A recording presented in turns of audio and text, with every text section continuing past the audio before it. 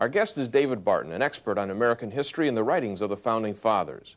He presents the evidence of the time when the Supreme Court, our government, and our universities all believed that America was founded as a Christian nation. And he explains why. Listen. Is the United States a Christian nation, or was it founded in any way on Christian principles? Well, there was certainly a period in American history when we believed that, when we firmly believed that it was built on Christian principles. And probably one of the best indications of the fact that we believe that comes from, of all sources, the U.S. Supreme Court. There was a case that came to the U.S. Supreme Court in 1892, a case called Church of the Holy Trinity versus United States.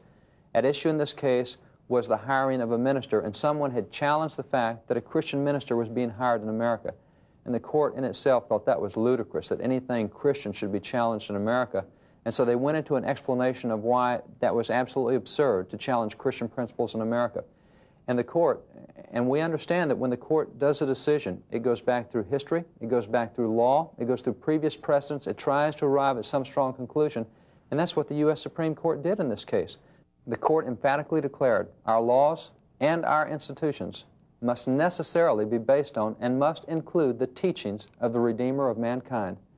The court continued, it said it's impossible for it to be otherwise. In this sense and to this extent, our civilization and our institutions are emphatically Christian. Now, what would have led the court to such an emphatic declaration that our laws, our institutions, our society was emphatically Christian and that it must include the teachings of the Redeemer of mankind? Well, the court said the reason we say this is because it's historically true.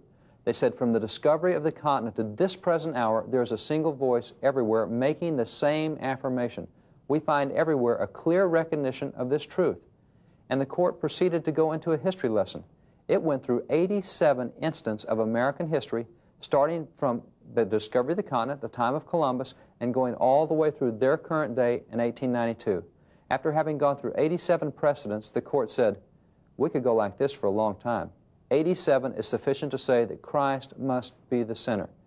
Now, had we attended school prior to World War II, we would have known of these 87 precedents. We would have found most of them in our textbooks. But anyone that's attended high school since World War II has probably never seen even one of the instances that the U.S. Supreme Court cited as the emphatic basis for their declaration that we are a Christian nation, that Christian principles are to remain the basis of this society.